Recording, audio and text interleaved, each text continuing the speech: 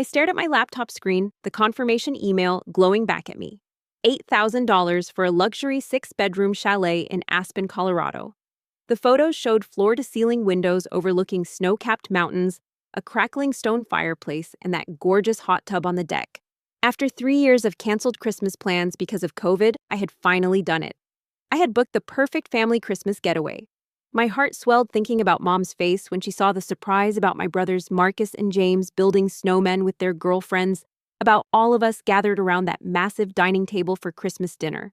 I could already picture the Instagram photos, the laughter echoing through those vaulted ceilings. What I could not picture was the betrayal waiting just around the corner. Before we dive into the story, I would love to know where you are watching from. Drop your location in the comments below, hit that like button if you have ever planned something special only to have it backfire, and make sure to subscribe because trust me, you will want to hear how this Christmas disaster unfolds. Now, let me tell you about the holiday that taught me the most expensive lesson of my life. Let me back up and tell you about my family dynamics. I am Nora, 28 years old, and I work as a marketing manager for a tech startup in Denver. I make about $85,000 a year, which puts me in a pretty comfortable spot financially. I have two older brothers, Marcus, who is 32 and has been bouncing between jobs since his divorce 2 years ago, and James, who is 30 and works part-time at a local gym while trying to get his personal training business off the ground. We lost our dad 4 years ago to a heart attack, and since then I have kind of become the family glue. I know that sounds dramatic, but it is true. I am the one who organizes holiday gatherings, remembers everyone's birthdays, and yes, I usually end up footing the bill for family events. Mom works as a receptionist at a dental office and lives paycheck to paycheck since Dad passed. She gets by, but there is not much left over for extras. Marcus has been struggling since his divorce, paying child support and trying to get back on his feet. James is pursuing his dreams, which I respect, but dreams do not pay for Christmas dinner. So when it comes to family celebrations, I step up. I always have. The idea for the Aspen Christmas came to me back in October. I was scrolling through vacation rental websites after a particularly stressful week at work, and I stumbled across this incredible chalet. 6 bedrooms, 4 bathrooms, a gourmet kitchen, that hot tub I mentioned, and views that looked like something out of a Christmas movie.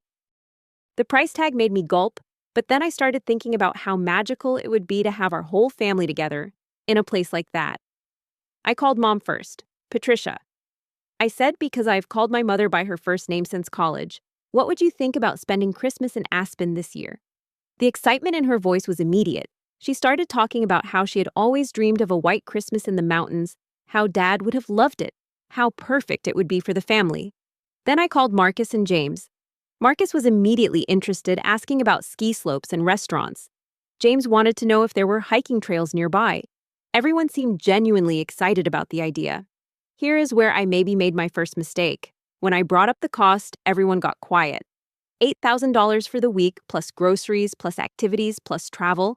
I could see the mental calculations happening over the phone. Mom sighed and said she wished she could contribute, but things were tight. Marcus mentioned his child support payments. James talked about his business expenses. I found myself saying, "Do not worry about it. I have got this covered. It will be my Christmas gift to all of us." I spent weeks researching every detail. I found the perfect chalet with enough space for everyone. I created a shared Google Doc with activity options, restaurant recommendations, and a rough itinerary. I researched the best grocery stores in Aspen, found a wine shop that delivered, even looked up the nearest urgent care center just in case. I was so excited to surprise everyone with how thoroughly I had planned everything. But then the requests started coming in. First, Marcus called to ask if his girlfriend Emma could join us. I had never met Emma, but Marcus sounded happy when he talked about her. So, of course, I said yes. Then James mentioned that his girlfriend Sarah would love to come too. Again, the more the merrier, right? Then Mom called with a bigger request. She wanted to invite my Aunt Linda and her family. Aunt Linda has 2 teenage kids and a husband, which would add 4 more people to our group. I started doing the math in my head. The chalet had 6 bedrooms, which could theoretically accommodate 10 people, but it would be tight. More importantly, 4 extra people meant significantly more cost for groceries, activities, and general expenses. When I gently mentioned my concerns about space and budget, the responses surprised me. Marcus said I was being unnecessarily controlling about the guest list. Mom told me I was overthinking things and reminded me that it is Christmas a time for family. James suggested I was being a little selfish since I make good money and should be happy to share the experience with more family members. I felt like I had been punched in the stomach. Here I was paying for this entire expensive vacation as a gift, and suddenly I was the selfish one for having concerns about the logistics. But I swallowed my hurt feelings and agreed to the additions. Family harmony was more important than my comfort zone, right? That decision opened the floodgates. Emma, who I still had not met, started texting me about dietary restrictions. She is vegetarian and needed to make sure there would be adequate options for her. Sarah had specific skincare routines that required a humidifier in her room. Aunt Linda assumed I would arrange transportation from the airport for her family since they were flying in from Phoenix. I started calculating the real cost of this trip. The chalet was $8,000. Add groceries for 10 people for a week, airport transportation activities for 4 adults and 2 teenagers, plus restaurant meals, and I was looking at close to $12,000. $12,000 that apparently everyone expected me to pay without question. The final straw in this phase came during a family phone call in November. I was trying to discuss the grocery planning, and I mentioned that with the expanded guest list, we might need to be strategic about our meal planning to keep costs reasonable. Marcus immediately jumped on me. "Come on, Nora," he said with an edge to his voice. "You make good money. Do not be cheap about Christmas." Cheap. The word hit me like a slap. I was paying $12,000 for a family vacation, and I was being called cheap for trying to budget responsibly. I ended that phone call feeling sick to my stomach and questioning everything about this trip. But I still wanted my family to be happy. I still wanted that perfect Christmas. So I started planning for the expanded budget and tried to ignore the growing knot in my chest. The real problem started with what was supposed to be our final planning meeting in early December. I had set up a Zoom call for the whole family to go over last-minute details, confirm arrival times, and make sure everyone was on the same page. What I expected was a quick, efficient coordination meeting. What I got was a complete nightmare. Emma and Sarah joined the call, which I thought was nice since they would be part of the group. But within the first 5 minutes, it became clear that they had their own ideas about how this vacation should go. Emma immediately started talking about changing our planned Christmas Eve dinner from the traditional ham and sides I had researched and budgeted for. She needed everything to be vegetarian-friendly, which meant completely reimagining the menu. Sarah chimed in about the room arrangements. I had tentatively assigned the master bedroom to Mom, figuring she deserved the nicest space. But Sarah felt that she and James should get the master suite since they were a couple and needed privacy. She actually said, "We are in a serious relationship, so we should get priority for the best room." Then Aunt Linda started talking about activities for her kids. The teenagers wanted specific experiences, snowboarding lessons, shopping time in downtown Aspen, and visits to particular restaurants they had seen on social media. Each of these activities came with price tags that I had not budgeted for, but everyone was talking as if these additions were already settled. The most disturbing part was how Mom was responding to all this. Instead of backing me up or acknowledging that these changes were significant, she kept saying things like, "Nora needs to be more flexible," and "Christmas is about accommodating family." When I tried to bring up the budget implications of all these changes, James actually snapped at me. "Nobody asked you to pay for everything," he said. "If money is such a problem, maybe we should rethink this whole thing." The Zoom call ended with tension you could cut with a knife, and I sat there staring at my blank screen feeling like I had somehow become the villain in my own generous gesture. I had planned and paid for this entire vacation, but somehow I was the problem for wanting to stick to a reasonable plan and budget. A few days later, I discovered something that made everything so much worse. I was scrolling through Instagram when I saw a story post from Sarah. It was a screenshot of a group chat, and I could see part of the conversation before she quickly deleted it. The chat was titled Aspen Christmas Squad, and it clearly did not include me. I could see messages about planning activities that were not on my itinerary and references to finally having a real Christmas without drama. My hands were shaking as I immediately called Marcus. "What is this group chat that Sarah posted about?" I asked. At first, he tried to deny knowing what I was talking about. Then he claimed it was just for planning some surprises for me, but the tone of what I had seen and his defensive response told a completely different story. They were making plans for my expensive vacation that deliberately excluded me from the decision-making process. The betrayal felt like a physical pain in my chest. I was paying for their dream vacation, and they were treating me like an unwelcome outsider. Emma had even posted in her Instagram story about finally having a perfect Christmas celebration, with a picture of matching family pajamas That clearly did not include a set for me. But the moment that broke my heart completely happened at Thanksgiving dinner at Mom's house. I was excited to share some final details about the Aspen trip, maybe show everyone some photos of the chalet, and talk about our Christmas morning plans. The moment I brought up the trip, the entire table went silent. Mom quickly changed the subject to something else entirely, and everyone seemed relieved to move on to a different topic. Later, as I was helping clear dishes, I overheard Mom talking to Aunt Linda in the kitchen. She said, "I am starting to think maybe it would be better if Nora stayed home this Christmas. You know how she gets about controlling everything? It might be less stress for everyone if she just took some time for herself." I pretended I had not heard, but those words echoed in my head for the rest of the evening. My own mother was discussing excluding me from the Christmas vacation I had planned and paid for because I was apparently too controlling. I was controlling for wanting to stick to a budget and maintain some organization for a $12,000 vacation. After everyone left that night, I stayed behind to confront Mom directly. I asked her what she had meant about me staying home, and at first she tried to deflect. But eventually she admitted that everyone felt like I was being too rigid about the plans and that maybe I should take a step back this year. Take a step back from what, I asked? The vacation I planned and paid for. She could not give me a straight answer, but the message was clear. They wanted my money, but they did not want me. I drove home that night feeling completely hollowed out. My own family saw me as a burden, rather than the person who was making their dream Christmas possible. The official uninvitation came via text message from Marcus 3 days after Thanksgiving. I was at work in the middle of a client presentation when my phone buzzed. The message read, "Hey sis, we all talked and we think you should sit this Christmas out. Everyone is really excited about having a drama-free holiday for once.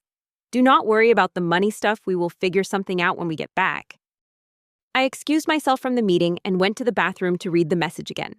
"Do not worry about the money stuff, we will figure something out when we get back." They were not planning to reimburse me. They expected me to pay $12,000 for a vacation I was not invited to attend. I sat in that bathroom stall and felt something shift inside me. The hurt was still there, but it was being rapidly overtaken by a cold, clear anger. I started thinking about the pattern I had been ignoring for years. When Dad died, who handled all the funeral arrangements and covered the expenses that insurance did not pay me. When Marcus got divorced and needed help with his security deposit for a new apartment, who provided it? Me. When James's car broke down and he needed $2,000 for repairs, who gave him the money with no expectation of repayment? Me. I was always the one who stepped up, who provided, who solved problems. And in return, I was being treated as disposable. They wanted my financial support, but not my presence. They wanted my generosity, but not my input. They wanted my money, but not me. I left work early and sat in my car in the parking garage scrolling through the chalet rental agreement on my phone. I had booked through a premium service that offered flexible cancellation policies. If I canceled now more than 2 weeks before the check-in date, I would lose about $2,000 in cancellation fees, but I would get back $6,000. $6,000 back versus letting them use me for $12,000 while treating me like garbage. The math was simple, but first I did some reconnaissance. I checked everyone's social media accounts to see just how excited they were about their drama-free Christmas. Emma had posted a shopping haul of cozy mountain outfits for her Aspen trip. Sarah had created a Pinterest board called Dream Christmas Aspen, filled with photos of activities and restaurants in the area. Aunt Linda had posted about how excited her teenagers were for their luxury mountain Christmas. James had shared a workout routine titled Getting Ski Ready. They were not just planning to attend the vacation I was paying for without me, they were actively celebrating it on social media. They were treating my financial gift like it was something they deserved while simultaneously rejecting me as a person. I made my decision sitting in that parking garage. I called the chalet rental service and canceled the reservation. The customer service representative was very polite and processed the cancellation immediately. Within an hour, I had a confirmation email showing the cancellation and the refund amount. Then I crafted the most satisfying text message I have ever sent in my life. I created a group chat that included everyone who was supposed to be on the trip: Mom, Marcus, James, Emma, Sarah, Aunt Linda, and her husband, Uncle Greg. The message read, "Hi everyone. Since I have been uninvited from Christmas, I have canceled the Aspen Chalet reservation. I know you are all looking forward to a drama-free holiday, so you are free to plan something that works better for your group. I have attached the cancellation confirmation for your reference. Hope you all have a wonderful Christmas. I attached the screenshot of the cancellation confirmation and hit send. Then I turned off my phone. The relief was immediate and overwhelming. For months, I had been carrying the stress of planning this expensive, complicated vacation while trying to manage everyone's demands and complaints. Now, suddenly, it was not my problem anymore. I did not have to worry about grocery budgets or room assignments or activity coordination. I did not have to manage anyone's expectations or hurt feelings. I drove home, poured myself a large glass of wine, and ordered Chinese takeout. For the first time in months, I felt completely relaxed. I was not responsible for anyone else's Christmas happiness. I was only responsible for my own. That evening, with my phone still turned off, I researched solo vacation options for Christmas week. I found a beautiful ocean view room at a luxury resort in Maui that was available for the exact same dates I had booked in Aspen. The cost was about $4,000 for the week, which meant I was still coming out ahead financially, even after the cancellation fees. I booked it immediately. When I finally turned my phone back on the next morning, I had 63 missed calls and over 100 text messages. But I did not read them. Not yet. I was not ready to deal with their panic and anger. Instead, I spent the day shopping for vacation clothes and researching activities in Hawaii. I booked snorkeling excursions, spa treatments, and dinner reservations at restaurants I'd always wanted to try. For the first time in my adult life, I was planning a vacation that was entirely about what I wanted to do. When I finally did read through all those messages and voicemails, the panic and desperation were immediately obvious. Mom had left multiple crying voicemails. The first one was angry. "Nora, how could you do this? You are ruining Christmas for the entire family." But by the fourth voicemail, her tone had shifted to pleading, "Please call me back. We can work this out. Please do not ruin this for everyone." Marcus had sent a series of increasingly frantic texts. He started with anger. "You are being incredibly selfish and vindictive. This is not about you." But as reality set in, his messages became more desperate. "Do you have any idea how embarrassing this is? We already told everyone about Aspen. Emma took time off work for this trip." James tried a different approach, attempting to guilt me with emotional manipulation. "Dad would be so disappointed in how you are tearing this family apart over money." That particular message made me angrier than anything else they had sent. Aunt Linda had left one voicemail that perfectly captured their entitlement. "Nora, my children are absolutely devastated. They have been planning this trip for months. You cannot just cancel something that affects so many people without discussing it with everyone first." The irony was completely lost on her. They had uninvited me without discussing it with me first, but somehow I was the inconsiderate one. Through my cousin Rachel, who had stayed out of the whole drama, I learned what was happening on their end. They had spent the first day after my cancellation frantically searching for alternative accommodations in Aspen for Christmas week. What they discovered was that everything remotely comparable to what I had booked was either completely sold out or astronomically expensive. The few places they could find available were charging premium holiday rates. Hotel rooms in Aspen during Christmas week were running $800 to $1,200 per night. For their group of 10 people, they would need multiple rooms, which meant they were looking at costs that far exceeded what I had paid for the chalet. Marcus had tried to book a large vacation rental in nearby towns, but most properties were either too small for their group or way out of their combined budget. Emma and Sarah, who had been so enthusiastic about the trip when it was free, both backed out entirely once they realized they would need to contribute financially. According to Rachel, the group had completely imploded by the second day. Marcus and James were arguing about who should pay for what. Mom was crying constantly about the ruined holiday. Aunt Linda was furious that her family's Christmas plans had been destroyed, even though she had never offered to contribute a single dollar to the original trip. The whole situation fell apart exactly as it should have. When they could no longer take my financial contribution for granted, they discovered that their dream Christmas was not actually something they valued enough to pay for themselves. Meanwhile, I was having the most peaceful December of my adult life. I spent Christmas morning on my resort balcony in Maui, drinking coffee and watching the sunrise over the Pacific Ocean. The silence was golden.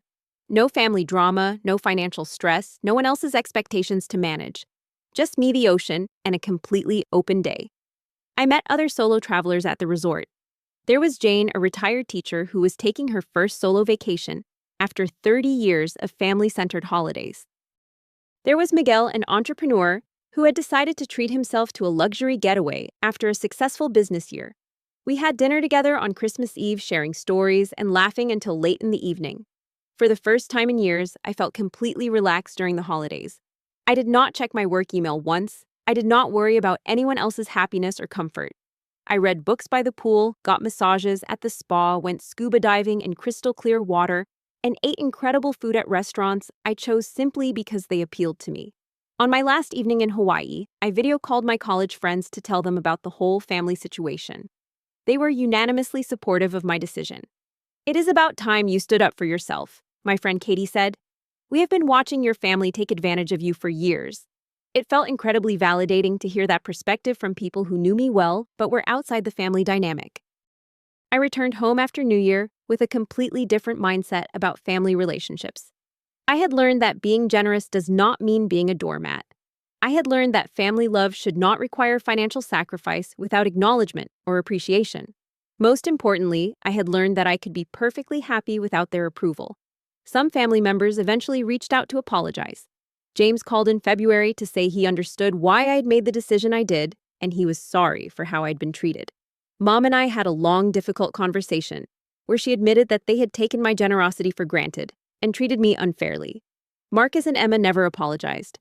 They seemed to feel that I had overreacted and that canceling the trip was a vindictive response to a minor family disagreement. That told me everything I needed to know about their character and how much they actually valued me as a sister and family member. Aunt Linda actually had the audacity to ask me in March if I would consider planning and paying for a family summer vacation to make up for the canceled Christmas trip.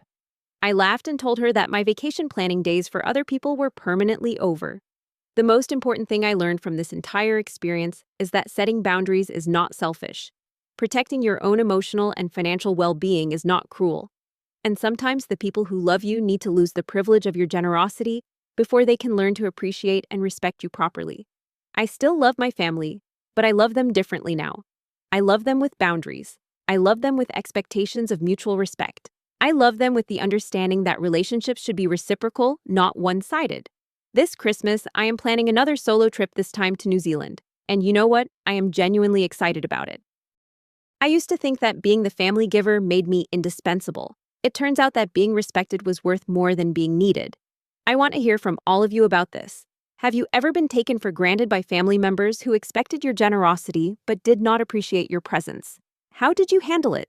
Drop your thoughts in the comments below, because I know this kind of family dynamic is more common than people want to admit. If this story resonated with you, please hit that like button to help others find it, and make sure you are subscribed for more real-life family drama stories. Share this with anyone who needs to hear that it is okay to put yourself first sometimes. Thank you so much for listening to my story, and remember that your worth is not determined by how much you give to others, but by how much you respect yourself. I hope all of you have holidays filled with people who value both your generosity and your presence.